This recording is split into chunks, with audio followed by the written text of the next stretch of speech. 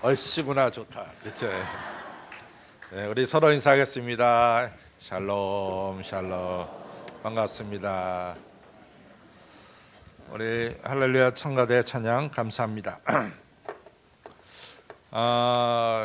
이 추수감사절을 이같이 준비하면서 또 이 주변에 이 가까운 분들이 이 세상을 떠나면서 제 머리에 이제 하나 스친 게 있었는데 그게 뭐냐면은 오 헨리가 쓴 20 Years After라고 하는 책입니다. 이 오 헨리 하면은 여러분과 제가 잘 알죠. 크리스마스 선물이라는 작은 책을 써서 크리스마스 날 신랑은 시계줄을 팔아가지고 그래서 이 여인의 빚을 샀고 또 부인은 아름다운 머리카락을 잘라서 남편의 시계줄을 샀습니다. 그래서 시계 없는 시계줄, 머리카락 없는 머리빗. 그렇지만 거기에 담겨진 그 애틋한 사랑의 이야기가 크리스마스 선물이라는 책에 있습니다. 또 우리가 이 오헨리가 쓴 글 중에서 마지막 입새라고 하는 것도 대단히 유명하죠. 그렇죠? 이제 이분이 이제 우리가 안톤 체홉하고 또 모파상하고 이 오헨리를 가리켜서 세계 3대 단편 작가다 이렇게 얘기합니다. 이제 이 오헨리가 쓴 20년 후에라고 하는 이 글이 참 마음에 확 들어왔어요. 그 얘기가 뭐냐면은 두 친구가 고향에서 이제 자라나다가 두 친구가 서로의 꿈을 이야기합니다. 그래서 한 친구는 나는 우리 고향을 떠나서 다른 도시에 가서 열심히 사업을 해가지고 나는 큰 돈을 벌어서 금이환영하겠다 이런 이야기를 하게 됩니다. 또 한 친구는 나는 그냥 고향에 남아서 성실하게 일하면서 인생을 살겠다 이런 이야기를 하죠. 그래서 두 친구가 그 자리에서 헤어져서 20년 뒤에 이 자리에서 만나자 이렇게 해서 20년 뒤에 이제 그 자리에 만나게 됐죠. 근데 20년 뒤에 만났더니 고향에 남은 사람은 성실한 경찰관으로서 일하고 있었습니다. 근데 고향을 떠나서 큰 돈을 벌겠다라고 떠난 이 사람은 고향에 왔지만은 이 참 불행하게도 경찰이 찾고 있는 수배범 중에 한 명이 바로 이 친구가 됐어요. 그래서 20년 만에 만난 친구지만 친구를 잡을 수밖에 없는 이 좀 비극적인 이야기가 20년 후에라고 하는 20 years after라고 하는 이 오 헨리가 쓴 책입니다. 저는 뭐 그 이야기가 사실은 오늘 우리들에게 좀 중요하다고 생각해요. 여러분과 제가 20년 뒤에 10년 뒤에 어떻게 될 것인가 좀 생각해 볼 필요가 있잖아요. 그냥 뭐 바쁘게 살다 보면 오늘밖에는 못 보지만은 조금 눈을 돌려서 과연 내가 10년 뒤에 20년 뒤에 어떤 모습 어떤 자리에 내가 있게 될까 이런 생각을 한 번쯤은 해볼 필요가 있습니다. 뭐 여러분들이 저한테 물어보면은 저는 사실은 10년 뒤 20년 뒤를 조금 생각하는 편입니다. 왜냐하면은 제가 전번 교회에 부임할 때가 이 40에 부임을 해서 그 교회는 우리 교회보다 역사가 오래된 교회이기 때문에 연세 드신 분들이 저보다 많았습니다. 그래서 제가 그 가운데서 목회를 했기 때문에 제 생각 속에 어느 부분은 내가 좀 어리다 이런 생각이 좀 들었던 것 같아요. 근데 제가 그 교회를 떠나서 한신교회로 왔을 때 제가 그 교회에서 일했던 것을 뒤돌아볼 때 뭐 다른 것은 별로 마음에 남지 않는데 하나가 남는 게 있다면은 내가 조금 더 이 미래를 위해서 준비를 했었으면 좋았을 뻔했다 이런 아쉬움이 좀 남았어요. 그래서 그 교회를 좀 더 젊게 만들었으면 하는 그런 아쉬움이 좀 있어서 늘 마음에 그게 걸렸습니다. 그래서 어느 분들이 그 교회 가서 예배 보고 와서 목사님 그 교회 가니까 머리만 하얀 분들이 많습니다. 그러면 저는요 한편으로 좀 죄책감을 갖습니다. 내가 조금 그거를 했어야 되는데 하는 이런 생각을 좀 갖습니다.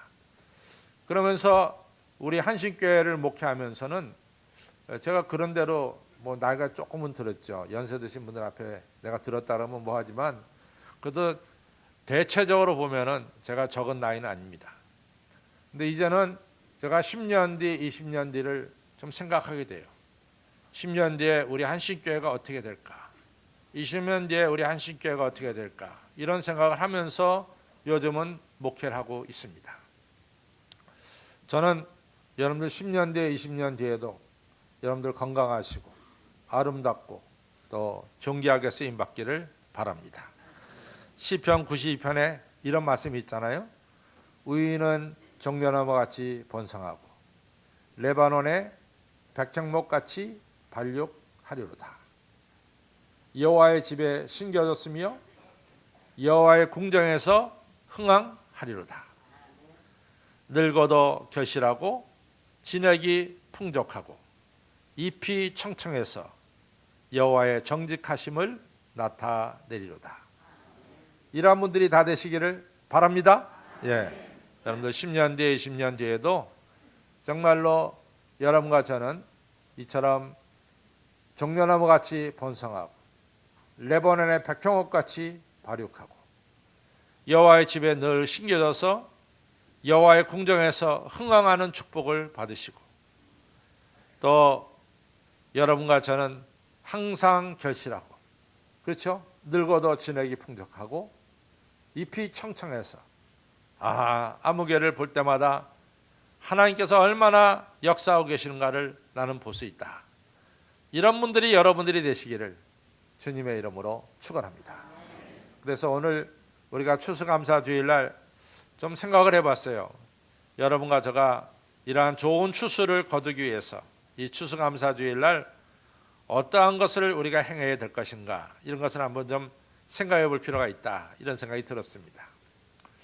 오늘 갈라디아서 6장 이제 말씀에 보면은 참 좋은 말씀이 나옵니다. 너희들 절대로 하나님을 속이려고 들지 말라. 하나님은 인간이 속인다고 해서 속여지는 분이 아니다. 하나님을 만홀히 여기지 말라. 너희가 무엇을 심든지 심은 대로 거두리라, 이런 말씀을 하고 있습니다. 여기서 중요한 것은 우리를 추수하기 위해서 제일 먼저 해야 될 일은 우리는 뭔가를 심어야 된다는 거예요. 심는 수고를 하지 않으면 안 된다라고 하는 사실입니다. 우리가 마태복음 25장에 보면은 달란트의 비유가 나오죠. 그래서 5달란트, 2달란트 받은 자가 5달란트, 2달란트 남겼어요. 우리 예수님께서 뭐라고 해야 합니까? 착하고 충성된 종아, 네가 적은 일에 수고했으니까 내가 큰 것으로 내가 맡기겠다. 너 오늘 주인의 즐거움에 참여할지어다, 이렇게 얘기합니다. 근데 1달란트 받은 자는 아무것도 하지 않았어요. 심는 수고를 하지 않았습니다. 그리고 와서 주인에게 뭐라고 말하냐면 주인께서는 심지 않은 데서 거두고 해치지 않은 데서 모으는 아주 단단한 사람, 절대로 손해보지 않는 사람인 것을 제가 알았습니다. 그렇기 때문에 전 주인의 것을 하나도 건들지 않고 그대로 뒀다가 그대로 가져왔습니다. 그때 주인이 뭐라고 얘기합니까? 악하고 게으른 종아, 네가 나를 정말로 그런 사람을 알았느냐? 나는 절대로 손해보지 않고 이익만 챙기는 사람을 알았느냐? 그렇다면 너는 더욱더 내 것을 가져다가 은행에 두든지 이자를 주는 사람한테 맡기든지 해서 이자를 나한테 가져왔어야 되는 게 아니냐, 원금하고. 어째서 너는 아무것도 심지 않았느냐, 이러면서 주인은 진노하셨죠. 이 악하고 게으른 종을 바깥 어두운데 내어 쫓으라. 그리고 저가 가지고 있는 1달란트 빼앗아서 10달란트 가진 자에게 주거라, 이렇게 말씀하셨죠. 그래서 여러분과 저가 이 말씀 속에서 꼭 기억해야 되는 것은 여러분과 저는 씨를 땅에 뿌리는 그런 수고를 해야 됩니다. 이 수고 없이 열매를 거둔다? 그럴 수가 없어요. 그거는 악하고 게으른 종이 되는 거예요.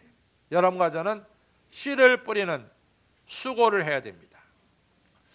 우리가 사도 바울의 서신 중에서 데살로니가 전후서는 조금 특별한 것을 얘기하고 있습니다. 뭘 얘기하냐면 다른 서신서하고는 다르게 데살로니가 전후서는 예수님의 재림에 대해서 기다리는 성도님들에 대한 그런 이야기를 합니다. 아마 데살로니가 교인들이 예수님의 재림을 상당히 인식했던 것 같아요. 그래서 예수님의 재림을 기다리면서 저들이 신앙생활을 했던 것 같습니다. 그래서 한 예를 들어서 이 성도가 죽었을 때 우는 것도 이 사도 바울이 말하기를, 야, 나는 자는 자들에 대해서 너희들이 슬피 우는 것을 원치 않는다, 이러면서 주인께서 영광 속에 재림하실 때 그 사람이 먼저 변화를 받아 영광의 주님을 만나 뵙게 된다, 이렇게 말씀하시면서 재림의 주님에 대한 말씀을 데살로니가 전서, 데살로니가 후서에서 많이 하고 계십니다. 근데 데살로니가 후서 3장에 보면은 예수님의 재림을 기다린다고 하면서 아무 일도 하지 않는 자들이 데살로니가 교회에 꽤 생긴 것 같아요. 그러니까 사도 바울이 그런 사람들을 향해서 말합니다. 너희들 규모 없이 행하고 일만 만드는 자들아, 규모 없이 행하고 일만 만드는 자들아, 내가 너에게 말하노니 일하기 싫거든 먹지도 말아라, 이러면서 야단을 치는 게 나와요. 너희들의 재림의 주님을 기다린다고 하면서 규모 없이 아무것도 안 하고 일만 만드느니 이거 말이 안 된단 말이지.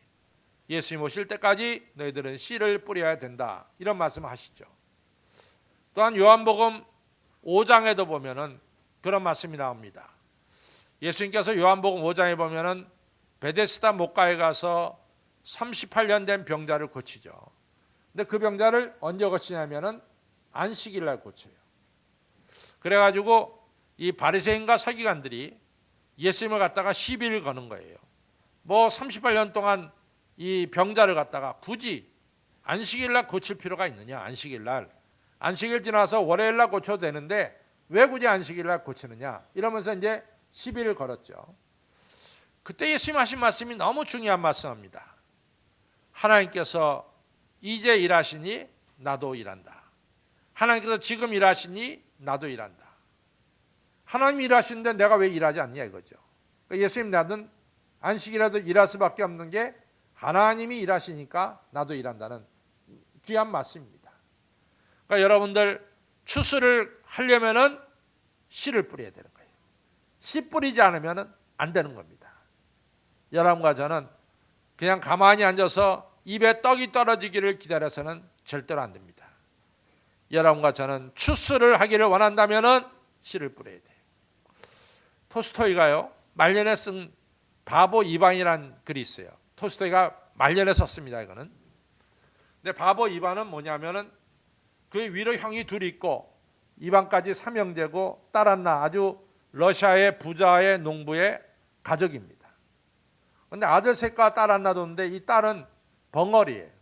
근데 이제 세 아들에 대한 이야기가 나오는데, 큰 아들은 그 당시에 아마 제정 러시아 시대에 군인이 되는 길이 제일 출세에 빠른 길이었다고 생각이 됐나 봐요.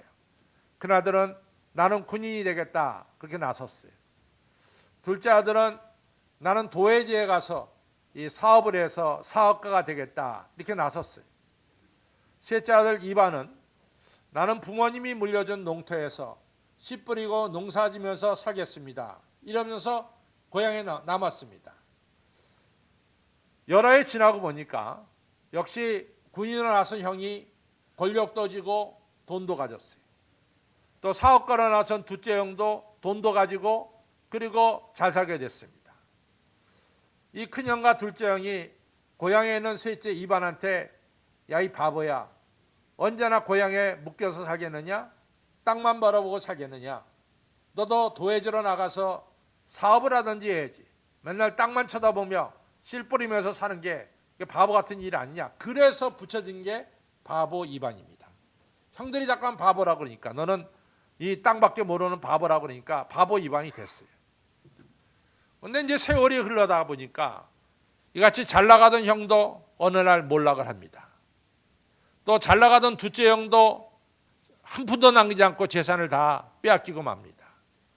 그러니까 큰 형과 둘째 형이 도회지에 나가서 재산 다 없어지니까 갈 데가 없어요. 그러니까 할 수 없이 고향으로 돌아갑니다.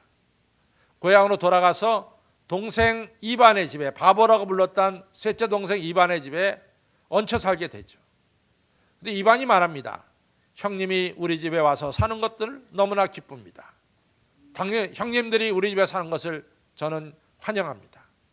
그러나 형님들, 우리 마을에 한 가지 결정된 게 있습니다. 그것은 뭐냐면은 손에 못이 막히지 않는 자는 좋은 밥을 먹을 수가 없다는 우리 마을에 규칙이 생겼습니다. 형들이 저희 집에 와서 거하는 건 좋지만은 형들도 오늘부터 농장에 나가서, 밭에 나가서 일하셔서 손에 굳은 살이 배기도록 일하십시오.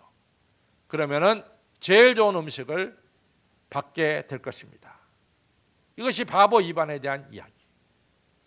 우리가 추수를 하려면은 씨를 뿌리는 노력을 하지 않고는 절대로 추수할 수가 없다. 이것은 너무나 당연한 진리입니다. 우리가 좋은 교회, 하나님 영광 돌리는 교회로 만들기 위해서는 우리의 수고와 노력이 없이는 안 된다라고 하는 아주 분명한 사실을 우리는 알아야 됩니다. 너희들이 무엇을 심든지 심어야 됩니다. 거둔다라고 하는 사실을 기억하시길 바랍니다. 그러면서 이어서 하는 말씀이 너희들이 육체를 심을 것 같으면 썩을 것을 거두게 되고 너희들이 성령의 열매, 이 성령의 씨를 심을 것 같으면 너희들이 생명을 거두게 되리라. 오늘 갈라디아서에서 말씀하고 있습니다. 사도 바울은요, 이 갈라디아서에서 특별히 5장 6장에는 너희들이 육신의 씨를 썩어질 것을 심느냐 아니면 성령을 심느냐 이것에 대해서 자세하게 말하고 있어요. 그래서 육신의 것, 성령의 것에 대해서 알고 싶으면은 여러분들 갈라디아서 5장 22절로부터 살펴보면은 자세하게 나옵니다. 특별히 갈라디아서 5장에 보면은 육신의 것들이 뭐냐? 육신의 것들은 우리들 주변에 현저하게 있다. 첫째는 우상 숭배하는 거고, 두 번째는 음행하는 거고, 또 세 번째는 원수 짓는 거고, 또한 당 만드는 것이고, 그 다음에 도둑질하는 것이고, 불의를 행하는 것이고, 이런 것들은 다 한결같이 육신적인 것들이다. 이런 것을 심으면 너희들이 전부 다 죽음을 거두게 될 것이다 라고 말하고 있어요. 반대로 너희들이 성령을 심을 것 같으면 사랑과 희락과 화평과 오래 참음과 자비와 양성과 충성과 온유와 절제, 성령의 9가지 열매를 맺게 될 것이다. 무엇을 심느냐? 그것이 아주 중요하다고 하는 사실을 말씀하고 있습니다. 여러분들 북유럽 하면은 우리가 노르웨이, 스칸디나비아, 핀란드, 덴마크 등을 북유럽을 말합니다. 여러분 북유럽 하면은 뭐가 제일 먼저 떠올라요? 북유럽 하면은 사실은 우리가 이 세계에서 북유럽 하면 정신적으로 떠오르는 것은 노벨상입니다. 그래서 노벨상 수상하는 장소, 노벨상 이 수상하는 그곳이 전 세계에 정신적으로 굉장히 중요한 자리를 차지하고 있습니다. 근데 우리가 노벨에 대한 이야기를 알고 있습니다. 노벨이 다이너마이트를 발명했죠. 그래서 노벨이 큰 돈을 벌었습니다. 근데 어느 날 신문에 이제 부고 기사가 났는데 이 노벨이 죽었다라고 하는 부고 기사가 났어요. 노벨이 아주 쟁쟁하게 살아있는데 죽었다라고 신문에 부고 기사가 낸 거예요. 근데 그것은 형 노벨이 죽었는데 그 신문 기자가 착각해서 이 동생 노벨이 죽은 것처럼 신문에 기사화 시켰습니다. 근데 이 노벨이 충격을 받은 것은 자기 뻔히 살아있는 것을 죽었다라고 말해도 별로 기분이 안 좋은데 거기에 이제 코멘트가 좀 기분이 아주 안 좋았어요. 코멘트가 뭐냐면 대량 살상 무기를 발명해서 엄청난 돈을 번 노벨이 죽다. 예. 대량 살상 무기를 발명해서 엄청난 돈을 번 노벨이 죽었다. 그러니까 노벨에 대한 일생에 대해서 묘비에 적히는 것은 대량 살상 무기 만들고 돈 벌고 죽었다는 거야. 사람 살리는 일에 한 것이 아니라 사람 죽이는 일 기계를 만들다가 죽었다는 거죠. 그러니까 노벨이 충격을 받은 거예요. 내가 이대로 죽다가는 이렇게 평가가 나겠다. 그래갖고 노벨이 그때 바뀌었어요. 그래갖고 자기 전 재산을 평화를 위해서 내놨죠. 그래서 노벨 평화상, 노벨 화학상, 노벨 의학상이 생겨진 거예요. 여러분들 지금 노벨 하면은 누가 저 사람 전 인류를 많은 인간을 살상하는 무기를 만든 사람이다라고 말하는 사람이 여기 어디 있어요? 다 바뀌었어요. 노벨 하면 노벨상이 가장 세계에서 귀한 상이다라고 하는 것을 우리 머릿속에 인식하고 있습니다. 노벨이 씨를 이제 다르게 심기 시작했습니다. 그러니까 전혀 다른 훌륭한 열매가 맺혀지는 것을 볼 수가 있습니다. 록펠러도 마찬가지잖아요. 사실은요, 여러분들 경제를 연구한 사람들이 록펠러의 전기를 보면요, 록펠러에 대해서 가차없이 비판합니다. 왜냐하면 록펠러가 스탠다드 오일 회사를 만들었잖아요. 근데 이 스탠다드 오일 회사가 커가면서요, 조그만 중소기업들 다 잡아먹었어요. 그래서 미국 전체 오일을, 스탠다드 오일이 좌지우지할 정도로 오일은 스탠다드 오일로 전부 다 가져갔습니다. 그래서 미국에서 법을 만들었잖아요. 이 한 회사가 절대로 오일 전체를 할 수 없다. 그래서 스탠다드 오일이 전부 다 이 회사를 갖다 전부 다 분사시켰잖아요. 그래서 뭐 여러분들 이 미국 가면 스탠다드 오일도 이 록펠러 것이고, 그다음에 뭐 코노코 뭐 이런 휘발유 회사들이 많습니다. 다 분사시킨 거예요. 그러니까 중소기업 사장들이요, 록펠러 하면 이를 갈았어요. 이를. 대기업이 그냥 중소기업 다 잡아먹으니까. 그래갖고 뭐 트러스트 만들어가지고 다 잡아먹었잖아요. 록펠러가. 근데 록펠러가 54세에 병이 딱 걸린 거예요. 근데 이상한 병이 걸렸는데 의사가 이 병은 1년을 못 살고 죽습니다. 이렇게 판결을 내버린 거죠. 록펠러가 충격받았습니다. 한참 잘 나갈 때 이 병 걸린 거예요. 54세에. 그 휠체어 타고 병원에 갔어요. 병원 가는 길에 빌보드, 바깥에 이 자동차 타고 가는데 이 빌보드에 뭐라고 썼냐면은 주는 자가 받는 자보다 복이 있다. 이게 딱 크게 써붙인 거예요. 우리가 요한복음 3장 16절이 가끔 가다가 운동장에 써졌듯이 이같이 빌보드에 그것이 붙여진 거예요. 그날따라 그것이 눈에 들어왔죠. 병원에 들어가서 보니까 어떤 여자아이를 입원시키려고 그러는데 돈이 없어서 병원에서 거절하고 어머니는 얘 살려달라고 그러고 옥신각신하는 걸 봤습니다. 비서를 불렀어요. 저 사람 병원비 다 대줘라. 조용히 대줘라. 그래서 그 아이가 거기서 치료받고 나와서 이 록펠러가 굉장히 보람을 누렸습니다. 록펠러가 그때 인생이 바뀌었어요. 록펠러의 많은 재산을 사회에 기부하기 시작했죠. 그래가지고 록펠러 재단을 만들어서, 여러분들 시카고 대학이 참 좋은 대학입니다. 유니버시티 오브 시카고가 참 좋은, 그 시카고 대학 록펠러가 세운 거예요. 우리나라 YMCA를 다시 질 때 돈이 필요했어요. 그때도 록펠러 재단에서 돈이 와서 YMCA 다시 세울 때 그 돈이 들어갔습니다. 전 세계 록펠러가 수많은 돈을 이같이 자선했습니다. 여러분들 지금 록펠러 하면 제가 말한 것처럼 저 사람 조그만 중소기업 다 잡아 죽이고 부자 된 사람이다, 그렇게 말하는 사람이 어디 있어요? 록펠러 하면 11조 철저하게 바친 사람이고, 시카고 대학 세운 사람이고, 리버사이드 교회 세운 사람이고, 이렇게 좋은 열매를 거두고 있잖아요. 인생이 바뀌는 거예요. 삭개오가 만약 예수님 앞에 내 재산의 절반을 내놓겠으며 또한 내가 이 남의 토사한 것이 4배나 갚겠습니다라는 그것이 없었다면 오늘 삭개오는 여러분과 저가 알지도 못하고 삭개오는 민족의 피를 빨아먹은 이 세리장으로 남아있을 것입니다. 우리가 무엇을 심느냐에 따라서 달라집니다. 여러분, 많은 분들이 그런 얘기를 해요. 목사님, 이 서초 저쪽에 보면 사랑의 교회가 엄청나게 지어가고 있습니다. 그건 나도 알아요. 나도 알아요. 그러면 우리는 뭐하냐 말이야. 우리는 뭐하냐. 우리 교회 집사님 4분이, 이 집사님과 권사님 4분이 경동교회 갔습니다. 경동에 가서 결혼식에 참여하는데 이 오르간으로 이 파이프 오르간으로 나오는 음악이 너무 감동을 시킨 거예요. 너무 감동을 시킨 거예요. 그 네 분이 저한테 찾아왔습니다. 목사님, 제가 이 경동교회 가서 결혼식에 참여하니까 파이프 오르간 연주가 너무 좋았습니다. 우리 교회도 그것이 있어야 되겠습니다. 제가 기증하겠습니다. 이렇게 되는 거야. 이렇게 되는 거. 남의 거 다 자랑하고 아무개는 뭐하고 그거 말만 하면 뭐예요? 내가 씨를 뿌려야 된다 그 말이에요. 내가.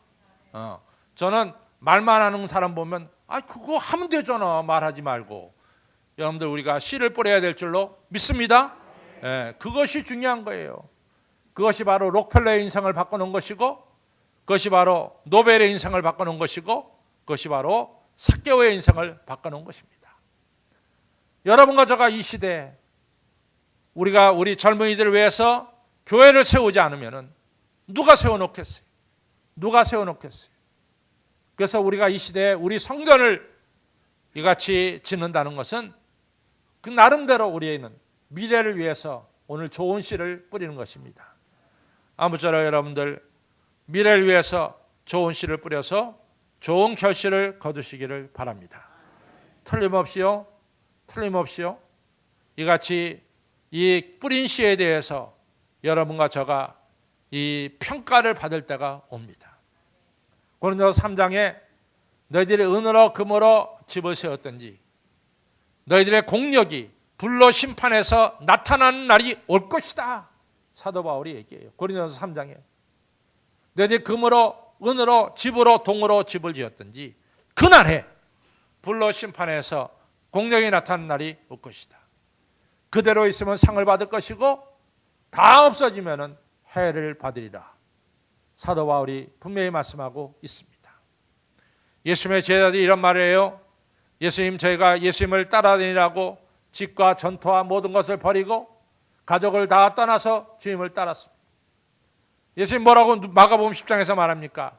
제자들아, 나 때문에 집과 전토와 가족을 버렸느냐?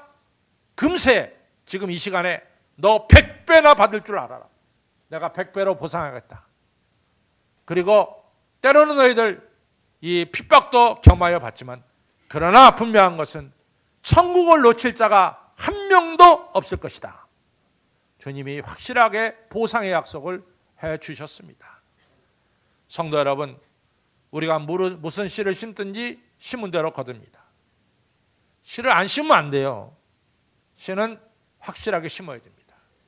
씨를 심는 노력을 하시길 바랍니다. 그리고 이양 씨를 심을 때 욕심의 씨, 세상의 씨를 심는 것이 아니라 성령의 감동을 받아 씨를 심을 선한 씨를 심기를 바랍니다. 하나님께서 30배, 그리고 60배, 100배의 결실을 주실 것입니다. 그래서 우리가 정말로 선한 추수를 거두는 우리 한식교회 성도님들 되시고 의인은 종려나무 같이 번성하고 레바논의 백향목 같이 발육하리로다. 여호와의 집에 여러분과 저가 심겨졌으며 하나님의 궁정에서 여러분과 저가 흥황하리로다. 늙어도 결실하고 진액이 풍족하고 잎이 청청해서 여호와께 영광을 돌리는 여러분들 모두가 되시기를 주님의 이름으로 축원합니다. 기도하겠습니다. 아버지 하나님, 오늘 추수감사절날 우리가 본질적인 것을 말씀을 통해서 깨닫게 되오니 감사합니다. 심지 않으면 거둘 수 없고 또 무엇을 심느냐에 따라서 생명을 거두고 죽음을 거둘 수 있다는 사도 바울의 근본적인 말씀을 저희들이 들었습니다. 먼저 하나님, 저희들 심는 노력, 수고가 있게 하여 주시고 저희들 육신의 것, 세상의 것을 심는 자가 아니라 우리가 성령의 감동에 의해서 선한 것을 심는 우리 모두가 되게 하여 주옵소서. 그래서 예수님의 제자들에게 예수님이 나를 위해서 너희들과 전토와 집과 부모와 가족을 떠나느냐?